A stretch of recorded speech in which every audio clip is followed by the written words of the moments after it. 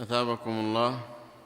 قال تعالى: لا يستأذنك الذين يؤمنون بالله واليوم الآخر أن يجاهدوا بأموالهم وأنفسهم. الآية.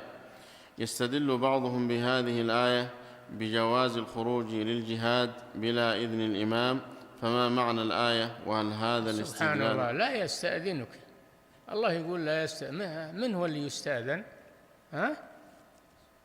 من هو يخاطب الله جل وعلا؟ لا يستأذنك، كيف يقولون هذا؟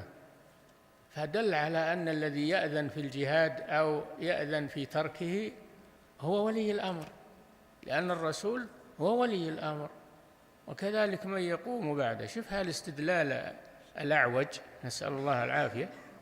نعم، جاءوا بحجة عليهم. لا يستأذنك دل على أن الذي يستأذن في الجهاد والخروج ويستأذن للعذر أيضا هو الرسول صلى الله عليه وسلم، وهو الإمام، ومن يأتي بعده من ولاة أمور المسلمين. نعم.